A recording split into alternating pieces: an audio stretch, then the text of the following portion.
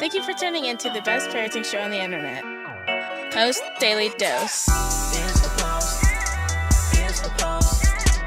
It's the Post. The Post Daily Dose. It's the Post. It's the Post.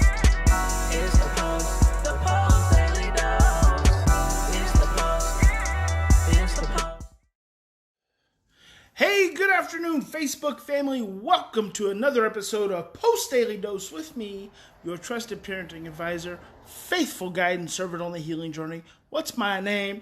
Wow, Big Papa Bryan+Post. I hope all of you are doing fantastic on this amazing tick-tock, tick-tock, tick-tock, tick. Thursday. It's terrific Thursday. It is tremendous Thursday. A fantastic day.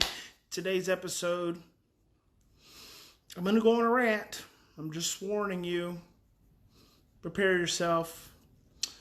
In the description of today's episode is a link. And it is a link that Christy sent me this.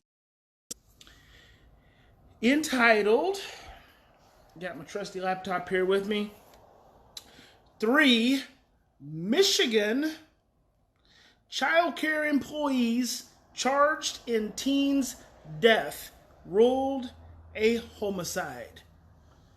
Cornelius Fredericks, a black teenager, died while being restrained in a treatment facility. Treatment facility is Lakeside Academy, Michigan. So we're going to talk about that because nothing quite gets me stirred up as much as, hello Mimi, as much as the abuse of children in care by a system that does not understand them. And it continues on and on and on and on. And I imagine Lakeside Academy is probably telling some fundy, some paying source that they are trauma informed. Would not doubt it one bit. But before I get into that, it's just another beautiful day here in Crescent City, California, America. If that is not proof of God's glory, I do not know what is. I'm almost unworthy of that. So glad you could join me today. So, let's talk about this Lakeside Academy tragedy with young Cornelius. And so what I want to say first of all, in the title of the article, again, it's in the description of the episode, it says Cornelius Fredericks, a black teenager, died while being restrained. And there's also a picture of someone holding up a sign that says Black Lives Matter. Let me tell you something. This transcends race and color. This is about children. And when it comes to the abuse of children, it is just about the abuse of children. This is what we need to understand. The platform for Black Lives Matter against the backdrop of this young man being killed in care in a child care facility, that's a problem. But kids have been being killed in child care for years. I know personally of 2 children who have been killed in care. I know of another young man that was killed in care and only had a little bit of interaction with him. But this is an ongoing government-funded, taxpayer-funded problem. And it's happening in every state in the country where there are residential treatment facilities that are being paid a lot of money to care for traumatized children, and their responses to these children's behavior is to hold them down, much the same as George Floyd, where they kneel on them, they press on them, they hold them down, they choke them to essentially power and control them into submission. Now listen to this. Listen to this. I'm just going to read a little bit about this. This is what's so sad. This is what's so sad. This is what's so shocking. Okay, so first of all, Cornelius was he said the Kalamazoo County medical examiner confirming that the death was homicide, meaning he was murdered. Fredericks, a black teenager, was a resident at Lakeside Academy, a center for adolescents and young adults who have experienced foster care or who require behavioral treatment and therapies. If you have experienced foster care, then you have experienced trauma. If you've been adopted, you've experienced trauma. If you're not in your family of origin, you have experienced trauma. This means you are a victim. This means you have been a victim to some adults in your life.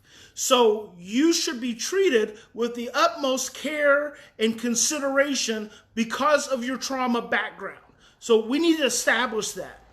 If there's ever a situation with children where children are being mistreated, where they're being disrespected, where they are being cajoled, shamed, punished, isolated because of their behaviors, and these children come from trauma, then you are doing these children a disservice and a social and a moral injustice. We have to start comprehending that children who come from backgrounds of trauma have been hurt. They are victims. And our bullshit, fear, and inadequacy, and need to control, and need to suppress, and need to dominate these children because of our own fear, because we're unable to step outside of the box of conditioning and step outside of the box of our traditional beliefs, age-old traditional beliefs about child rearing practices, because we're unable to step outside of that box, outside of that paradigm, because we're so pig-headed to believe that we have all the answers. To not figure out how to relate to children in a way to help them feel loved and understood and respected and seen and felt and heard and acknowledged is a travesty. It is a travesty. But I want you to understand. I want you to comprehend the magnitude. What is it exactly that could be so bad? What could be so threatening that would cause adults who are supposed to be professionals, they're freaking disturbed is the problem. No different than the cop who stood with his knee on George Floyd's neck, who did not heed his calls, his begging, his crying for his mama. He has a mental health issue. He has a problem. What could possibly be so bad that would allow three adults to lay on and suppress a child under the auspices of restraint? What could that so bad that would lead these three adults to hold this, even when he said he could not breathe, for them to not get off of him? You know what that is? That's fear.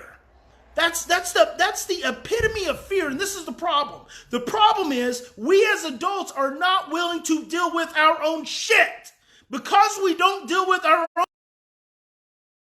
own fear, and because we're bigger and we're smarter and we have more money and we pay the bills and we put a roof over these children's heads and we give them food. We think that we have eminent domain over their bodies and their beings, whether it's in a home or whether it's in a residential treatment facility or a juvenile detention center.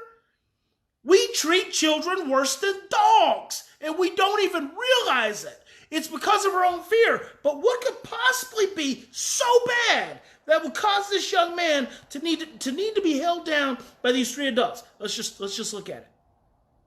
CNN reports that Fredericks allegedly threw a part of his sandwich at a fellow resident, prompting Lakeside staff to use a quote-unquote improper restraint on the teen. Fredericks then went into cardiac arrest. The fact that they would put in quotes an improper restraint is bullshit.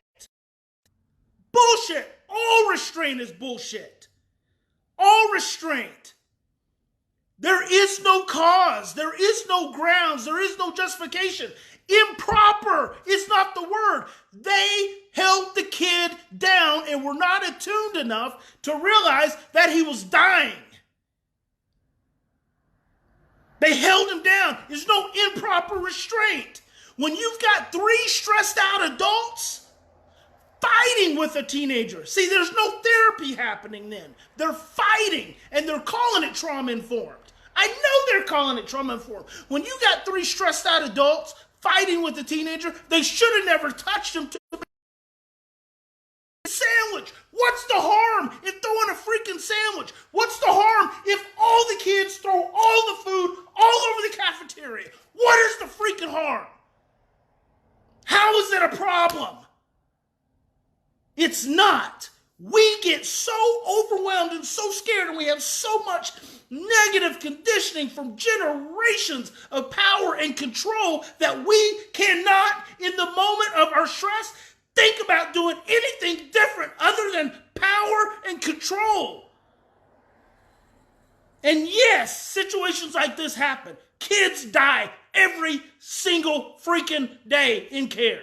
But because we have all this freaking racial tension in our society, we can hold up a sign.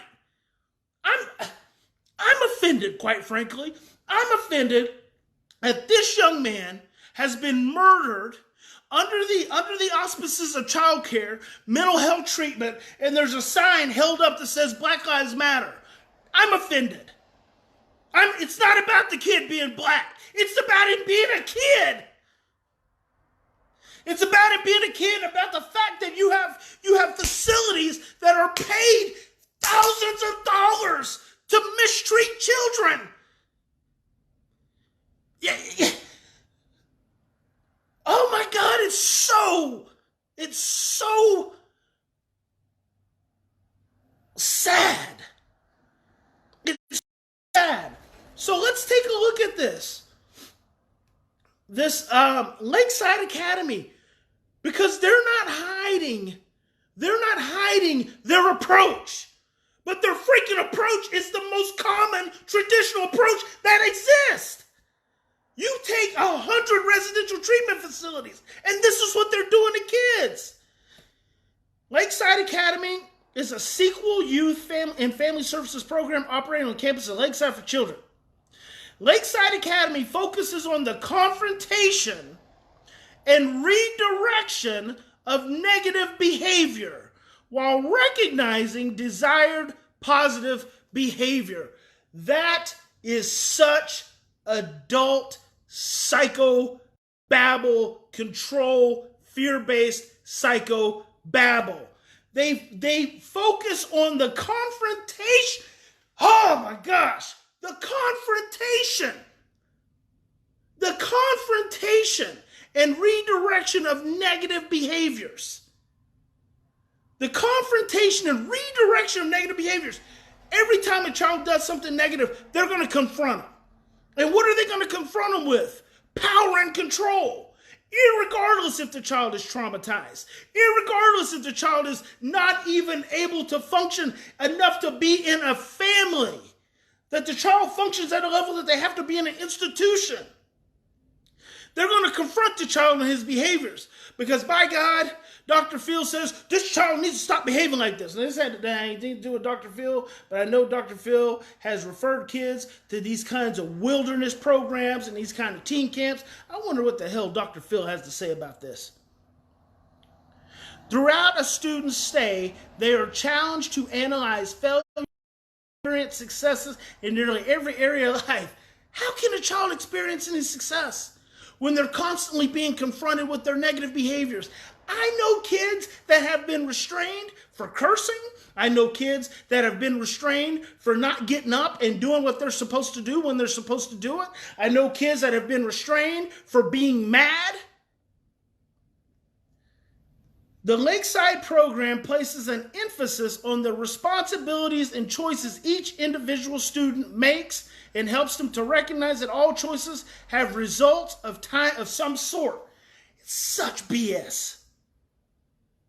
It's such BS that a institution can place that philosophy. See, the problem is it's confusing. The words get confusing. But you know what we like?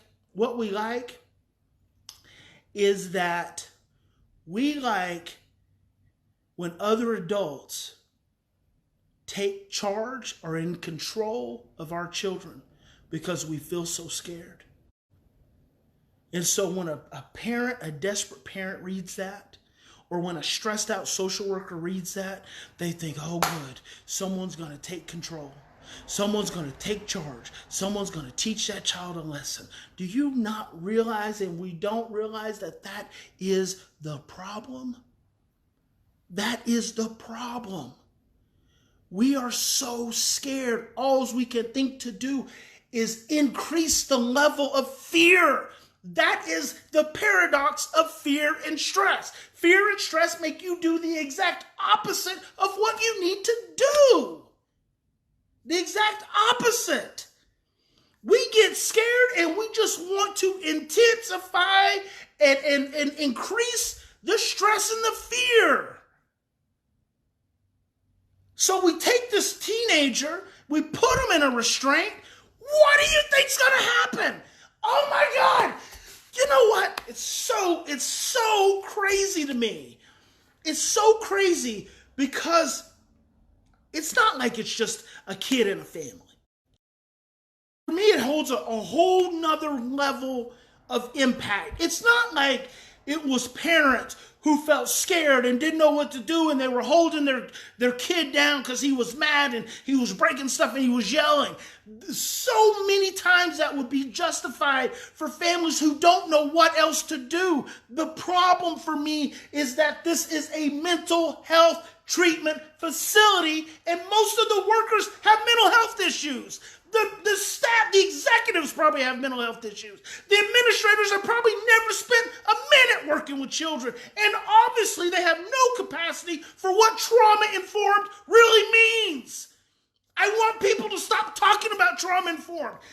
For 15, almost 20 years, I've been talking about the importance of understanding trauma, the importance of understanding trauma, the importance of understanding trauma. And now everyone's talking about being trauma-informed, but no one knows how to respond to trauma. You don't know how to respond to trauma because you don't understand your own stress and your own fear. To trauma if you don't understand your own stress, your own fear, and your own trauma. And we have all of these facilities like this. This is one of thousands. And the only thing we do is we send kids there so they have more control, so there will be adults who have more power over them, so there will be adults who can focus on suppressing and changing their behaviors. That's all we're freaking consumed about is freaking behaviors. The behavior is nothing more than a warning. It is a red flag for stress and fear.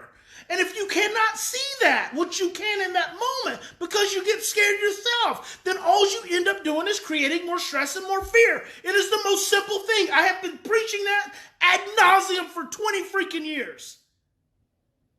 20 years. But you know what the problem is?